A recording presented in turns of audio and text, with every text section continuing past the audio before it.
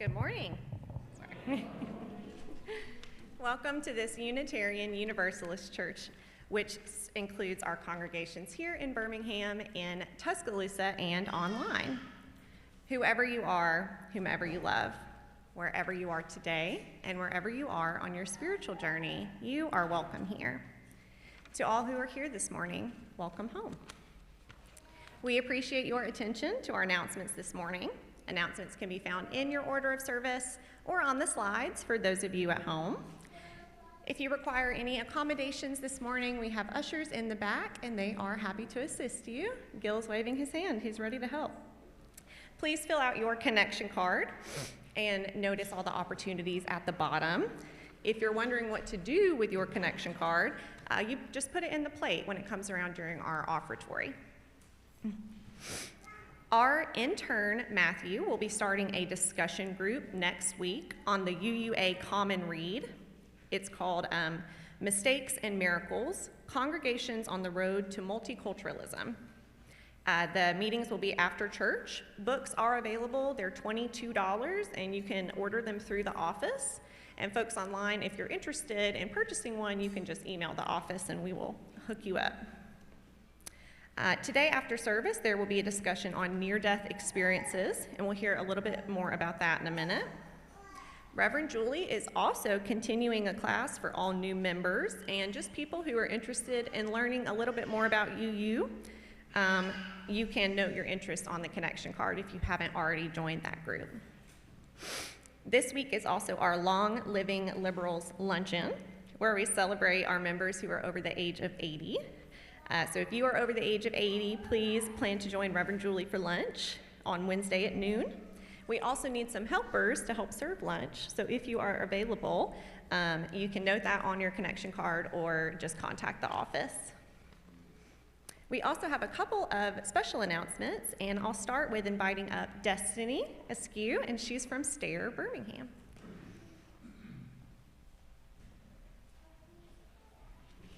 Hello, everybody. I might be familiar to some of the older folks here who have been at the church for a while. I used to go here as a teenager and a not-so-teenager and was awkward and usually sat in the back and hid from everybody. But I'm back. I actually started a new position with Stair Birmingham, which is an organization that helps with teaching first and second grade students how to read, and using a curriculum that has been researched and has proven that it can teach kids. So I'm here to ask for more volunteers. So the program is in 12 schools, about 11 of them, I know math, that's why I'm in a reading program, 11 of them are Birmingham City schools, while one of them is in Fairfield, but we still need volunteers for a few of our schools. So it's 1 hour a week at a minimum for a semester, so 10 semesters, but we're about 9 semesters now, or 9 sessions now. And it's 1 hour a week. You just need like an hour training, and then you're able to, and everything is scripted. Councilman Green has apparently been doing it for how many years? 12? 15 years? So if you have any other questions, you can ask her. She is a veteran, but we would love to have volunteers. I'll be here a little bit after the service if you're interested and have any other questions, but I would love to have new volunteers for some of our schools, especially Sun Valley, Oxmoor Valley, and Hudson. Those schools still need a lot of volunteers, but thank you.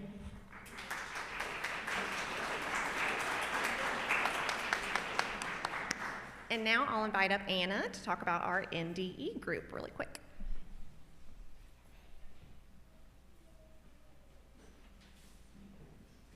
Good morning, everyone. I'm Anna. My family has been coming, I guess, since this summer. Oh, I'm sorry. Oh, hey. Good morning. My name is Anna. My family and I have been coming since the summer. Consistently, my husband Nick is an RA teacher, and then my kids Louette and Sylvie, you might have seen them around. But I'm starting this NDE near-death experience group, and it is NDE or near-death experience is an experience that someone who has been pronounced clinically dead has had after brainwaves have ceased. And they vary in ways, but there are a lot of similarities. The group will just be a discussion group. We'll watch a near-death experience, someone's experience on a video, and then we'll discuss it. So if you're interested, then we'll be meeting in the children's choir room downstairs at 11:30 today. Thank you.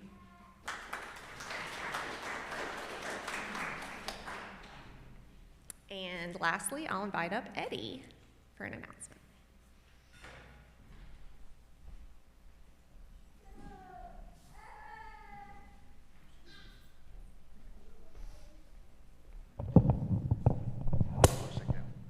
Well, I'm sorry my class today conflicts with what Anna just said, because I would love to hear that. But today, we are having Seekers class today. It's not in the bulletin, but we have one last session on when one religion isn't enough. But I wanted to go and talk about the next thing we're going to do. We have this book called Holy Envy. It's Finding God in the Faiths of Others. And it's about a woman, Barbara Brown Taylor. Y'all might have heard of her. She was an Episcopal priest, and she started teaching world religions at Piedmont College in Georgia. She left the pastorate to do that. And she took the students to temples and mosques and all these different things. So what we're going to do is talk about world religions using this book. And then I'm also going to supplement it with some other materials. Just that if we're talking about Islam, then I'll bring in some other things to talk about. But I want y'all to know this Seekers group has been awesome. And I'm not saying that because I'm such a great teacher. As a matter of fact, all I do is ask a few questions, and we just launch into this great discussion. So it's just been a great, and I told our group last time we met, you know, this is where one of the places I feel the divine is when we're talking about our beliefs and we're sharing with each other. So I think it's been very powerful. So anyway, Holy Envy, we're going to order the books this week. They should be in next week. They are $17 a piece. And we're going to start this book actually 2 weeks from today on October 22nd at 11:30. So anyway, that's it. I hope you'll join us.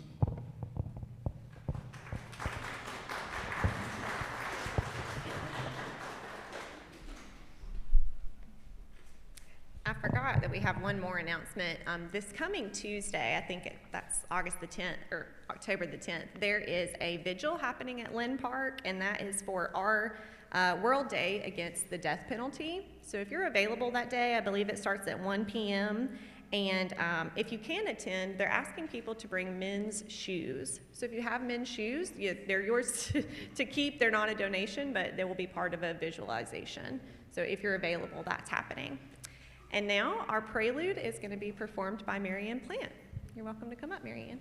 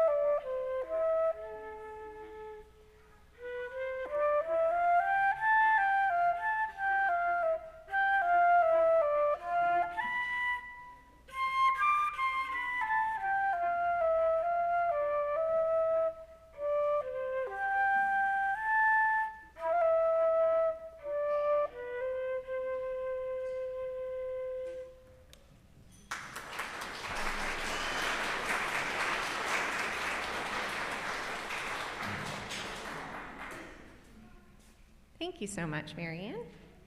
And now please rise in body or in spirit for the lighting of our chalice.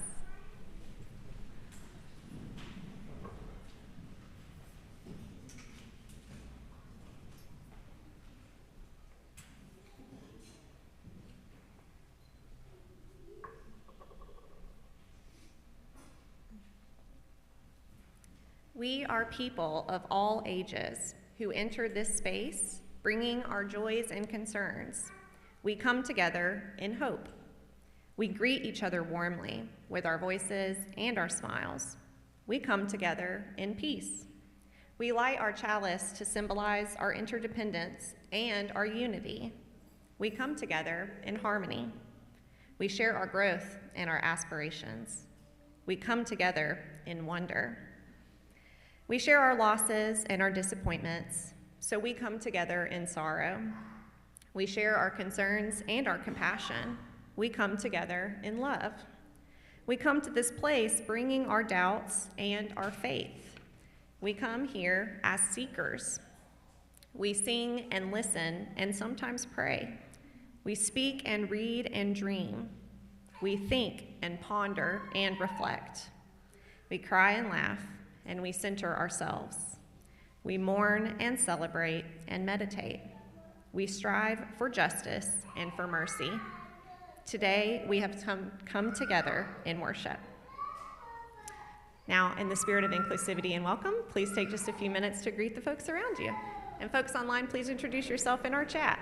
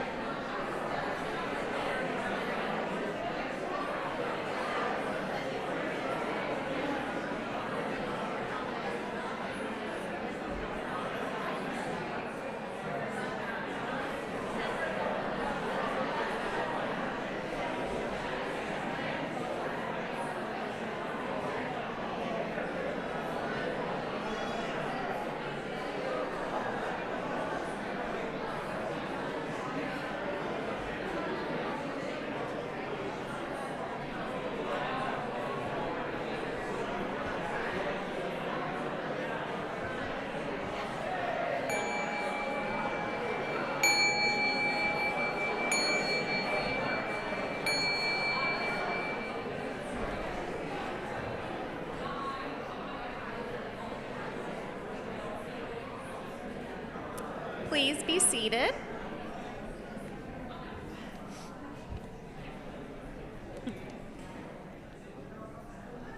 Now, some of you may have noticed that we don't have our beautiful piano music today. And if you were here a few weeks ago, you noticed that we had to say goodbye to our beloved ZJ. So this is an impromptu announcement, but we have a listing on Indeed, and it's been sent out on social media for our new guest accompanist. So if you know someone who's musically talented and would like to play our piano on Sundays and accompany our choir, please refer them to that listing or have them email Reverend Julie or the office.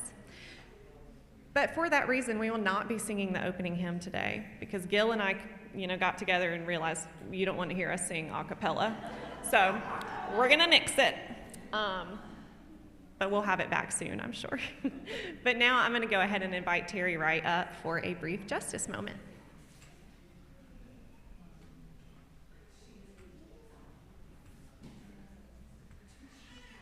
Hi, I'm Terry Wright. I've been here since 1979, and I was a VA nurse in Atlanta and here in Birmingham. We came here to work at the VA because my husband was a PA and he got a job there, and I also got a job there, and now he's buried in the Veterans Cemetery. This that I'm going to read is short. That's good for me to be short. And what it is, it's called the Universal Peace Prayer. And you can put whatever you want in the front of it. You could go God, the universe, Jesus, Allah, whatever you want. Or you can do this. This is what I do. I make it into a poster. I mean, not a poster, a postcard. And then I send it to my representatives. And it just says representative or senator or Congress or whatever. And President, lead us from death to, from falsehood to, from despair to hope, from fear to trust, from hate to love, from war to peace. May peace fill our hearts, our world, our universe. Now I'm going to try something a little tricky. I'm going to try the last part of that song, the prayer that you hear in the operas. Lead us to a place, guide us with your grace, to a place where we'll be safe.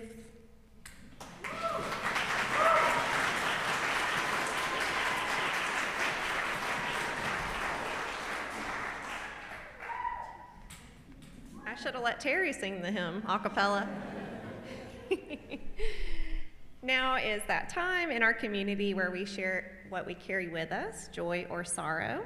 For those of you online, I invite you to comment in the chat with whatever's on your mind or your heart today and to lift each other up in community. And for those of you who are in person, you are now invited to come forward and drop a stone in the water in honor or memory of what is on your heart today. And we'll welcome back Mary Ann to play us the music while that happens. Please come forward.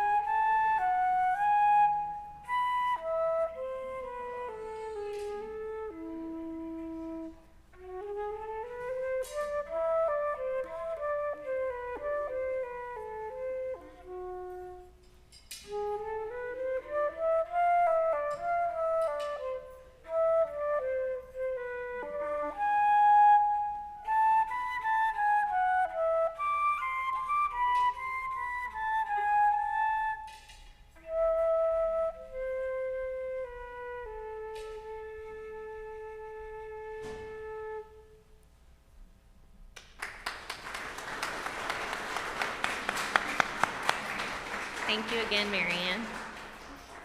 Today we lift up Ellen Meadows. She is in rehabilitation at Brookwood, and she would certainly appreciate cards, calls, and visits. We continue to lift up Xander Lee, who's recovering very well from a post-op, and we also lift up Katrina, who is caring for Xander right now and doing an awesome job. And I want to celebrate our CUPS group, who's been doing such awesome stuff lately, and they're really in the throes of planning our Witches Ball. And there's a flyer out in the lobby pertaining to that if you're interested. So yeah, thank you for sharing what's on your heart and mind today. Now I'll invite up our guest speaker, Reverend Audrey, for our meditation moment.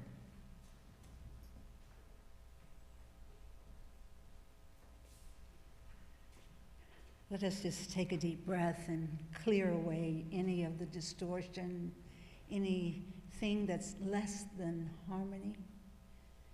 Let's breathe in love and breathe out light.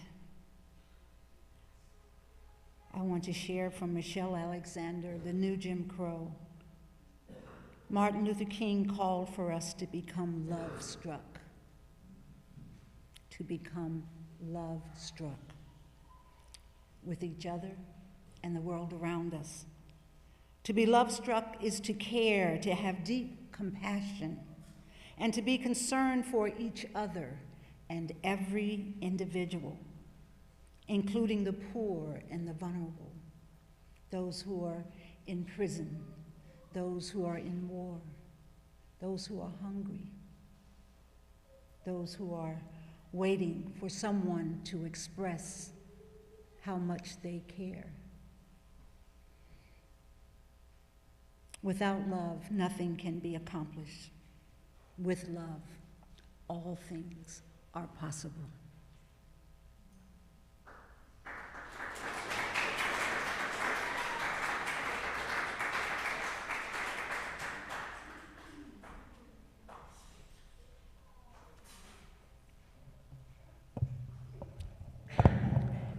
Good morning, friends. I'm a little bit taller. I apologize.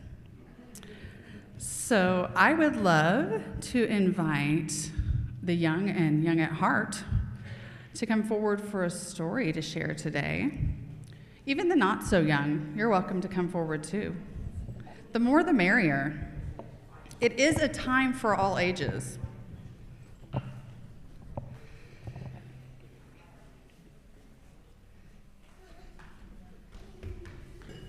Hello, friends. I am pretty excited because I am sharing a brand new book with you all today. I just got it. It was just released. So excited. It is called Something Someday, and it was written by Amanda Gorman. Some of our grown-ups might know who Amanda Gorman is. We'll talk about it later. But I'm very excited to share this with everyone today.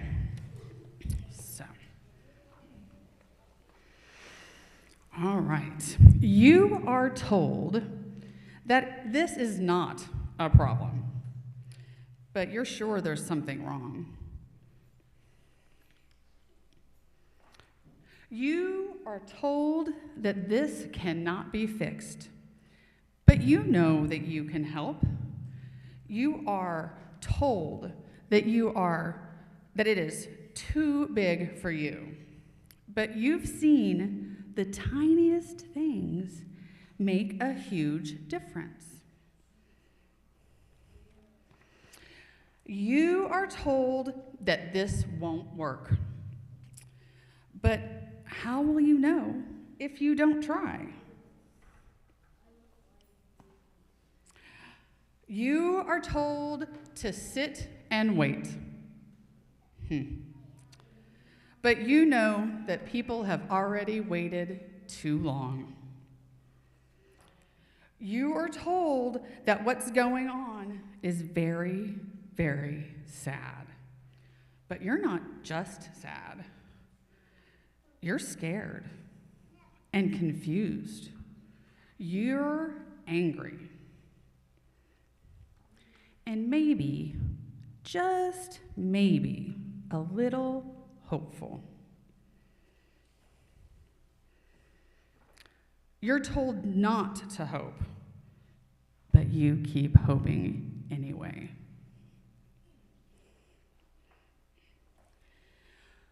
Sometimes you feel like you're all alone, but someday, somewhere, you find a friend, someone who will hope with you and believe in your dream, someone who will fight with you.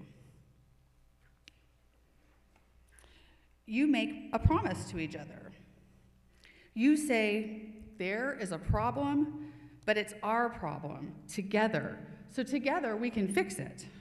The problem is big, but together we are bigger. You make another friend, and you tell them, it's okay to be sad. And they tell you, sometimes we'll lose, but that's all right, we'll try again.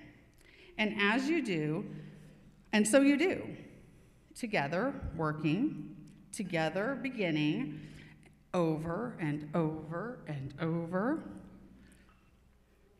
until you're no longer beginning, you're winning.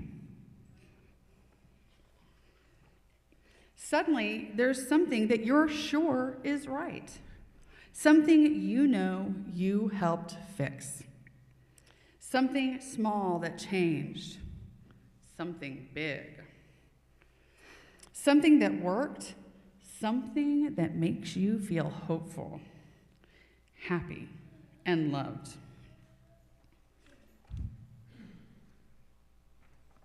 Did I get too far? Nope, I did not. Something that is not a dream, but the day that you live in. Something that makes you smile when you tell someone else. The end. I love that story. So now I'm going to get tricky. Grown-ups, can you sing us out without a piano? Oh, yeah. You can do it. All right. 1, 2, 3.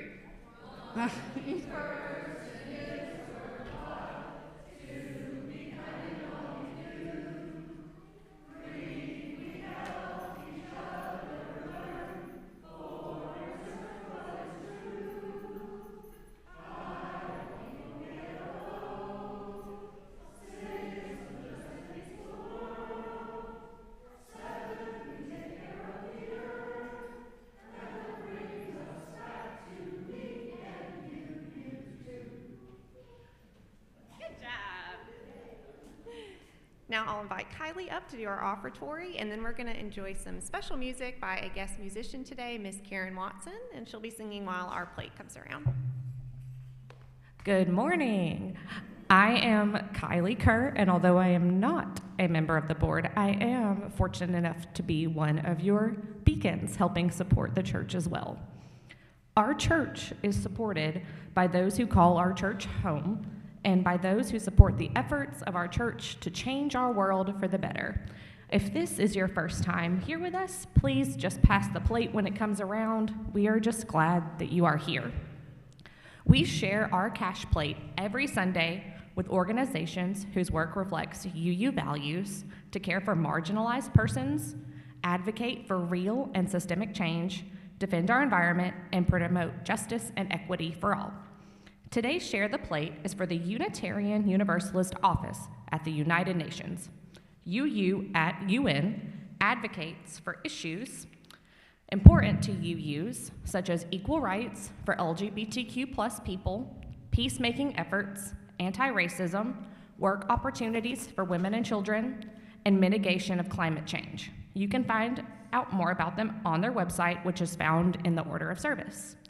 We appreciate your donations either by placing them in the plate, by mailing your donation to the church, or by using PayPal, Venmo, or Zelle. More information is found in the order of service in the lower right corner. Thank you for your generous support of our church and our Share the Plate recipient. May we give in love and in hope.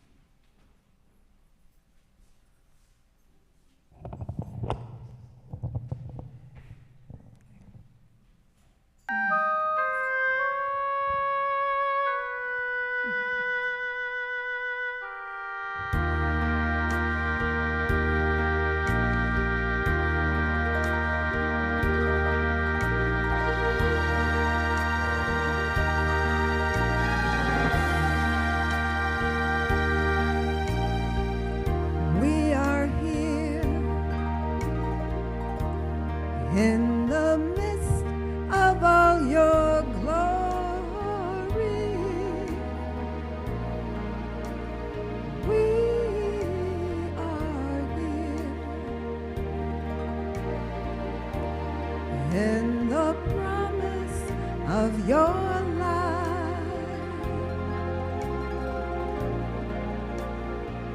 And we have come to bring to you all that we have. We have come to bring to you all that we have. We have come to you to harvest our love.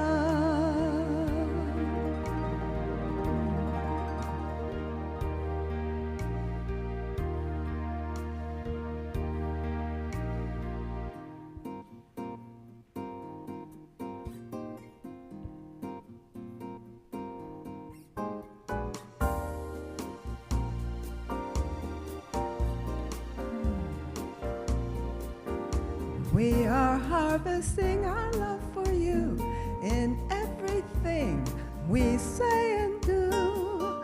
We are harvesting our love for you, for we have come to give. And now that your heart's wide open and your life is renewed, and you know that your life is filled with blessings, filled with blessings.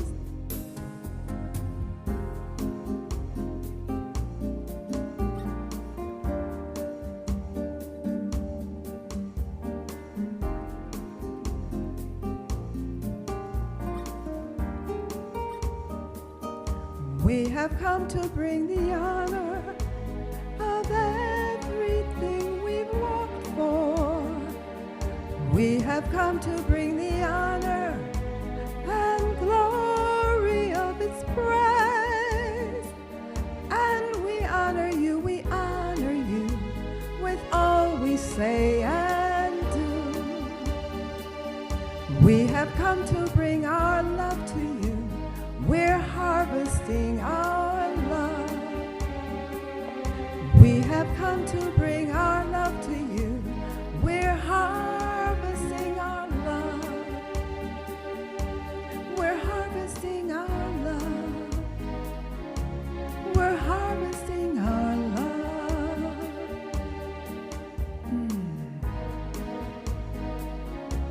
We're harvesting our love.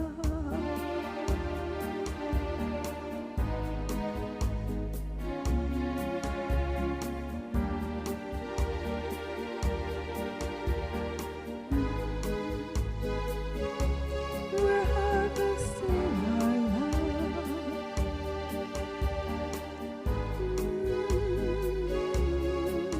Our love.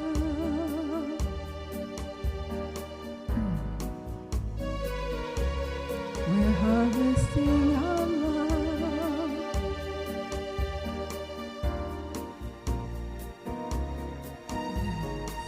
We love you. Thank you. Thank you.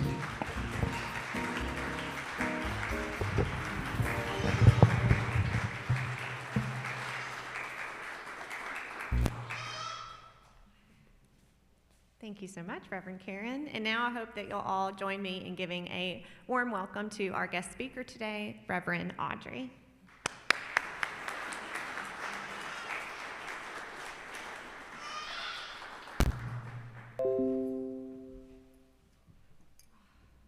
Well, good morning. A little more. Can you hear him? Yes. Okay. All right. I am Reverend Audrey Scott Williams. I am the minister, former minister of church in Cottonwood, Alabama. So I'm at the very bottom eastern shore or eastern side of Alabama. So some of you may have heard of Dothan. Okay, so I'm just south of that. And it's an honor to be here with you. I'm with the Spiritual Enrichment Center in Dothan. which is both unity and science of mind. Okay? And I also want to take a moment before I get into my talk to thank Karen. And also to let you know, Karen's very quiet. She's a songwriter. She's been through a lot, and she's a miracle. And one of the things about Karen is if you take time to get to know her, she should not be singing anymore. Why? She went through several bouts of throat cancer, and the doctors didn't think she'd ever sing again. And her voice is back, and she's writing music and recording music, and I'm so grateful that she did not believe what the doctor said. So thank you, Karen.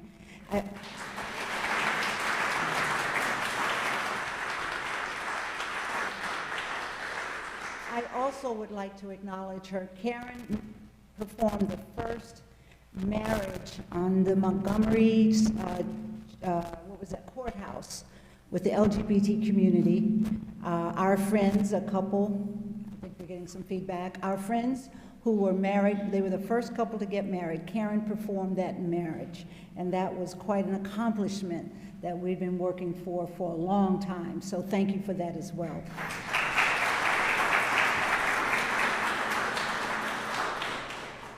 You know, she sang this song, Harvesting Our Love, and let me give you a context for it. Karen and I walked around the world with my mom in a wheelchair. She was in the final stages of Alzheimer's. And we spent 4 years, walked on 6 continents. That may sound impressive, but when you do a walk around the world and you realize, you know, you draw a line, you realize how much above and below that you missed, right? But we were determined to walk across the world to be a demonstration of the power of love, and that there is more good happening in the world than what we hear in the news. Now understand, when I say that, we are not naive about the struggles that we are all facing, and the peace and the love that we want to bring into our environment to make this world a world that works for all. We're not naive to that at all. I grew up with my mother and father, Natalie Scott Williams and Arthur Williams, and I grew up in the civil rights movement. I grew up in the Native American movement, AIM. I grew up in so many issues that by the time I was 10 years old, I figured I lived in those margins. I lived at the boundaries that were being reestablished. And then I saw my parents become fatigued, worn out, and tired. So they moved to the Caribbean and lived out the next 23 years there, and then Hurricane Hugo blew them back to the States, and they started again. And the reason why I'm saying all of this to say is when we decided to walk around the world, my mom was in the final stages of Alzheimer's and in a wheelchair, but her dream and her passion was to go around the world and discover love. Not as a conversation, but as an experience. And so what I wanted to talk today about, there are a lot of issues. I have 3 sons, and I worry about them every day when they go out. I'm working with a project, a global project that I'm going to share a little bit about towards the end of my talk, called Redemption Voyage 2026. But I worry about my sons because they are African American, because they are very strong young men, because they believe that whatever it is in this world that is for them to do, that they have a right to do it. And they are the most loving individuals that I've ever known. Karen and I are married. We've been married for 23 years, and we are proud of our sons. We think we have the best sons the world could ever have. You know? Not bragging, just fact. And so I'm saying that to say that as we are working on all the projects that we're working on, from just putting into words what an experience of walking around the world is like, because there are great lessons there, great lessons. We've been on, just so many fronts where it could have been a life and death situation. And yet, it was in those moments that we had our greatest gifts. Why? Because we got to stand at the point of intersection where change is possible. And ultimately, I believe that change is inevitable.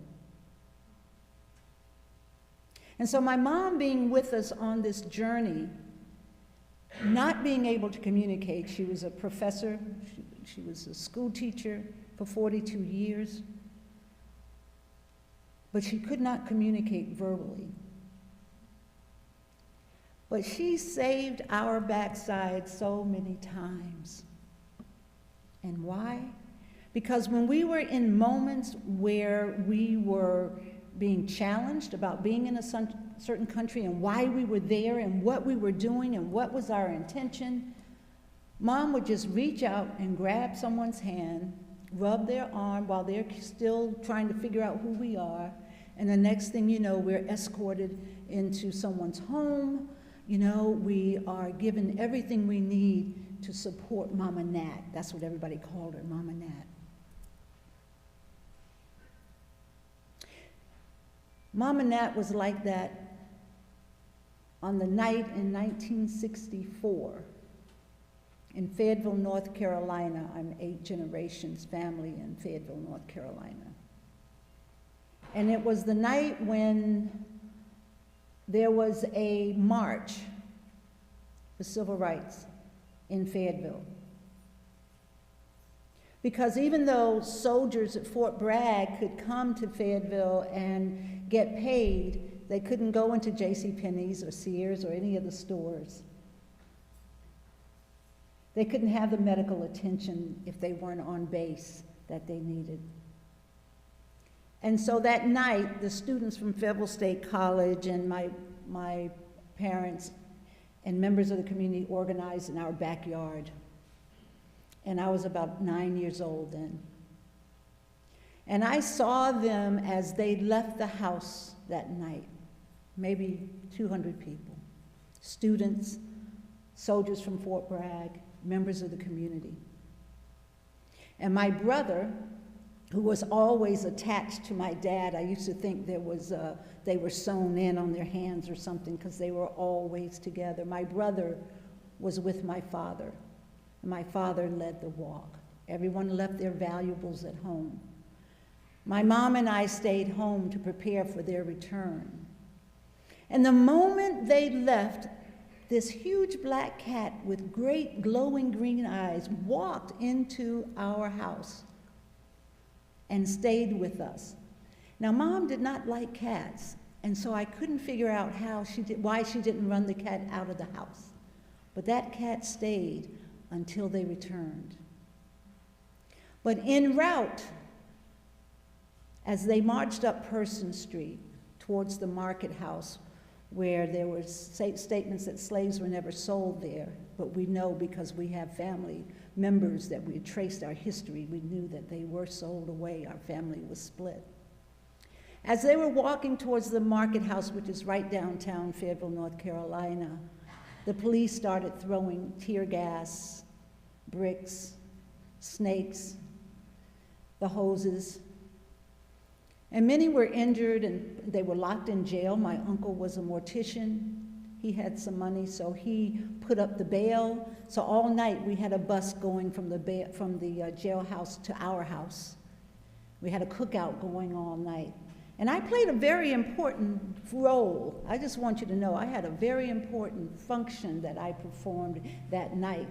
Because as my father had a restaurant down the street from where we lived on Person Street called Arthur Seafood Grill. And if you ever look at the Green Book, you'll find Arthur Seafood Grill in there for 7 years. I'm very proud of that fact. But that night, we had run out of food. So Dad had Mom go down and get some boxes, which looked like chicken legs, out of the freezer, and brought them back, thawed them out, and started frying them. Well, I knew what they really were. They were frog legs. And so my job, my self-appointed job, was to run up to everybody and say, do you know what you're eating? You're eating frog legs. So there's humor in movements. There's humor in the work that we're often called to do when we stand in the margins and we're trying to right the wrongs. We're trying to bring our humanity into its full glow. You see, when we walked around the world, we spent a lot of time in indigenous communities around the world.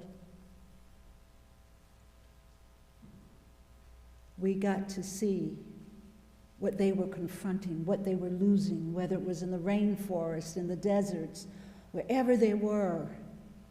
In addition to that, I happen to be a board member with the Worldwide Indigenous Science Network, so I've traveled around the world preserving indigenous wisdom and knowledge for tribes that are becoming extinct. I got to see what it's like when the Sands people in the Kalahari Desert have to fight for their lives because they're hunted for trophy. I don't mean this to be heavy, but I'm trying to say that in the midst of our movements, there's a starburst. When you stay in a movement, how many of you have been associated with a movement for a very long time?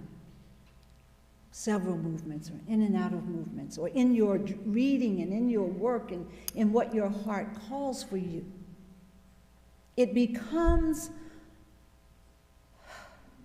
your greatest work, and your heart is broken heart.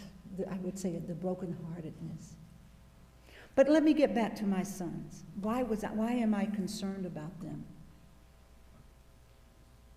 Well, last week there were shootings. There's shootings happening at HBCU colleges all around the country. There are shootings that are happening, we read about them all the time. Police who come in and arrest our sons. And I'm not against police, don't get me wrong. I'm against what's wrong and the things that we have to fix, we have to correct. So what I'm calling forward today is, how do we harvest our love? How do we harvest our love to create an energetic field that allows us to see the truth in each other that is so much bigger than the experiences that we find ourselves entrapped in? How do we come together so that we don't have these experiences of hurt and pain and struggle that never ends?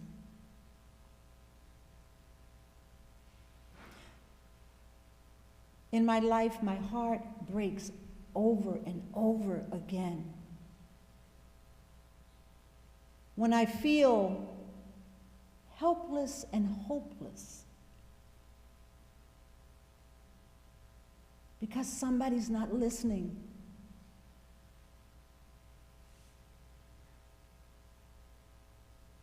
And so what I commit myself to now is to be a listener, to see the light in every eye that I see, and ask the question, who are you? What is your deepest passion?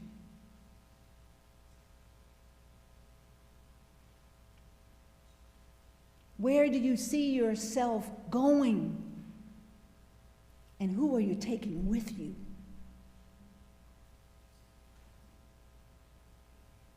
I want to know the answers.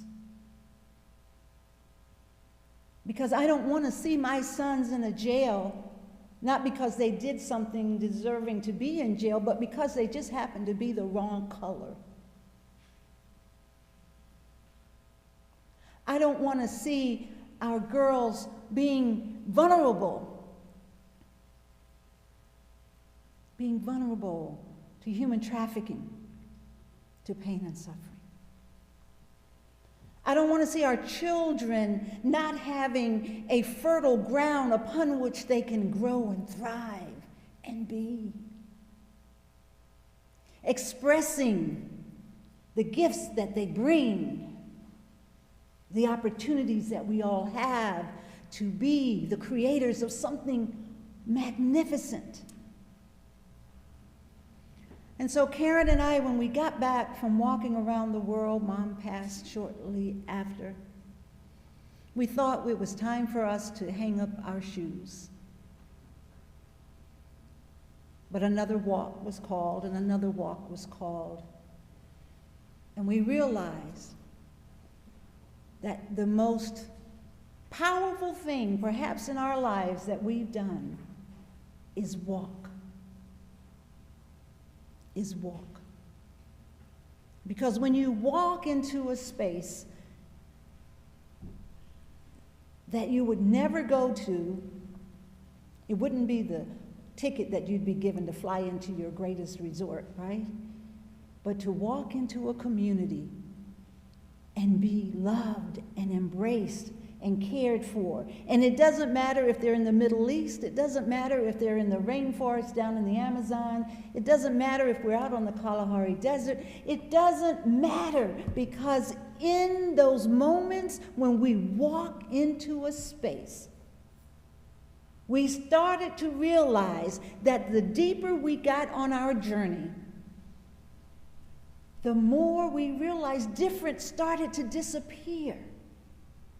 Because at the grassroots level, we're all in it together. And we're all sharing passions for our families and our children in a world that can work for everyone. But who's telling the story? Who's getting the story out there? How are we sharing that to the masses? Now, don't get me wrong, we still have to do the work that we have to do to challenge that which isn't right, to challenge whether it's political, whether it's military, whether it's environmental. We could go on and on. Sure, we have to stand in those places, but in the midst of that, why? Why? Because love must prevail for any change to be transformed in a manner that allows it to live on. And that's what I want. I want to see change and transformation that lives on for generations and generations and generations to come. So who are you? In this very moment, this infinite moment full of potential, who are you? And I can't think of a better time to ask this question when, if you look at the cycles of time, we're at that place of harvest time. So this is an incredible time for us to begin to harvest the love, harvest the good, harvest an awareness of what we can achieve together. Together is great, but sometimes you may have to walk alone too, right? But what are we going to harvest? You know, think about our farmers when they're preparing for the great harvest. The harvest isn't just what comes in from the fields, right? That's the evidence of the good. But before those crops come to maturity and are picked and put in storage to nurture us through the dark winter, the cold times, before that happens, somebody has to look out there and say, you know, that's the ground we need to plant our seeds in. Someone else has to come and bring the seeds. Here are the seeds that we want to see grow and multiply and be a nourishment to our family and our community. Somebody else has to say, well, if we're going to get all of this to work, then we need to make sure we know how much water is needed. Somebody else might say, like a George Washington Carver, we have to learn to listen to the plants. They will tell us their stories. their secrets. We have to know what kind of fertilizer do we need to put into this, and how many seeds do we put in this particular little mound right here.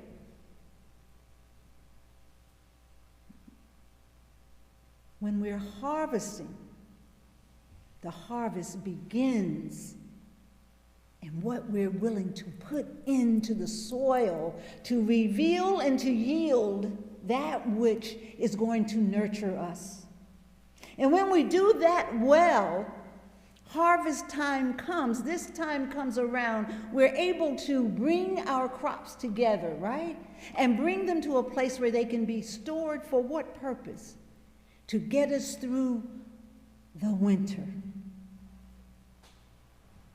My beloveds, I feel that right now, in our world, in our country, in our communities, we are in that moment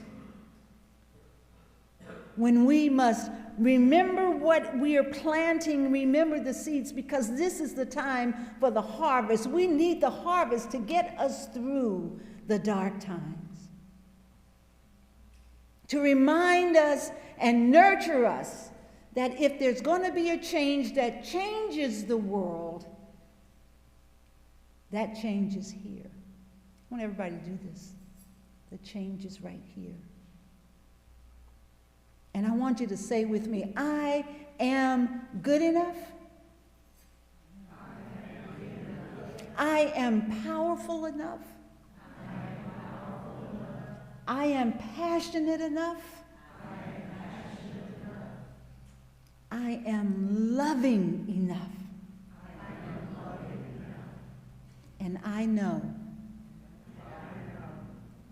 I am the beginning of the change to make this world a place that can work for everyone. And so it is. So I got a little carried away and I apologized. I didn't do the talk I had planned. But I wanted you to know me. I may never see you again. I don't think that's true, but I may not. I want there to be something that was coming from my heart to you to say, this is an important time. This is our time to come together. And we're the ones. We're the ones. This is it. Right here. And the gift of this moment is the love that you hold. The willingness to stand up. Whatever that means for you, because we all stand in different ways. But we are powerful. But the generation coming now needs us to provide a pathway to a future that they can live and thrive in. That's why it's so wonderful to be here at UUC, right here in Birmingham. Because I see it in you. I saw it when I walked in the door. I saw it with the love that everyone greeted us. That's a gift. Don't take it for granted. And in those moments when you feel like you're just tired and worn out, just think about Mama Nat rubbing your hand, holding your hand. I remember, and I'll close with this, we were in an airport in Australia, and they were giving us such a hard time. I mean, we probably looked pretty rough, you know. Walkers, long-distance walkers don't always look and smell the best. But we got to the airport, we arrived there, and they were giving us a hard time going through customs. And my mom reached out and grabbed the hand of the custom agent and just let the agent just keep going, and she just started rubbing his hand. And then she reached down and grabbed his hand and kissed it. Next thing you know, he had gathered all of our luggage and escorted us all the way out the airport and found us even a car that would take us to the campsite where we were going to be. Never underestimate the power of love. Thank you.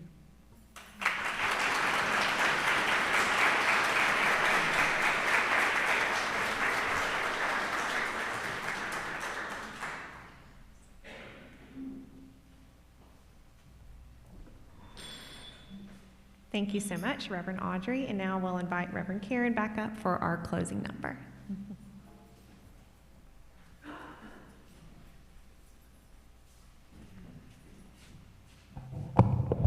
Thank you, Audrey. That was awesome. Okay.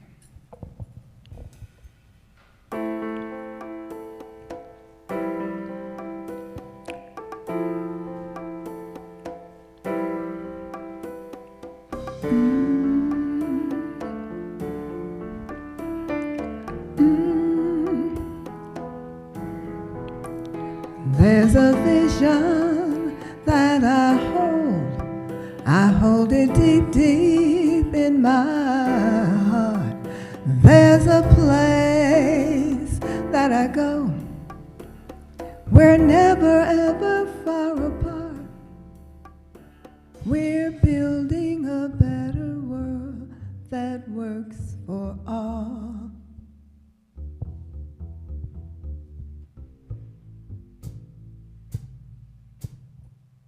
We're building a better world, a world that works for all. We're building a better world where nobody has to fall, where the prayers can go out and the blessings come in. We're building a better world that works for all, where the children learn to know the gifts that they do hold. There's joy in living in this world, and the glory of the truth. If we do what we came here to do, then nothing and no one can deceive. We're building a better world that works for all. We're building a better world where children feel free to breathe.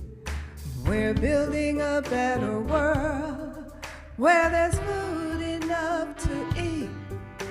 We're building a better world where the air is fresh and clean. We're building a better world that works for all, where the children learn to know the gifts that they do hold.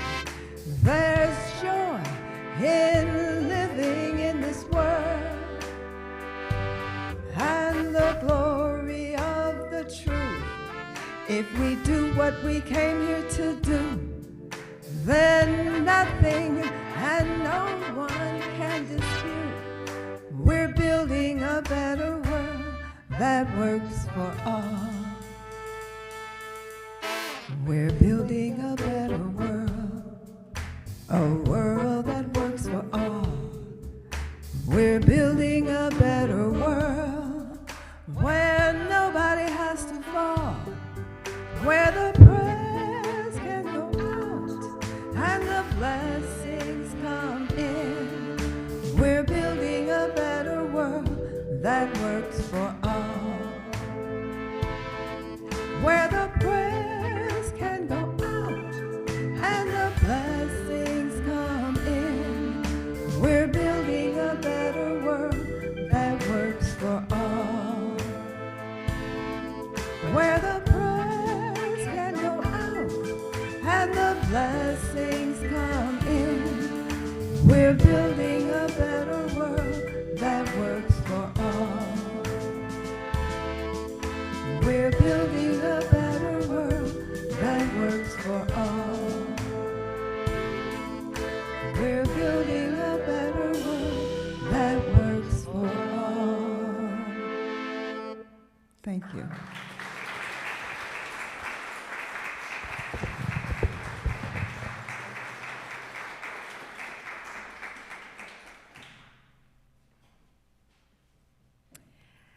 After our service today, Reverend Audrey and Karen will have a table set up in the lobby if you'd like to come by and visit and chat with them. And then I also want to remind everyone about our two classes, both happening at 11:30 downstairs. We have the Seekers class with Eddie, and then the Near-Death Experiences discussion class with Anna. Please rise and body your spirit for the extinguishing of our chalice.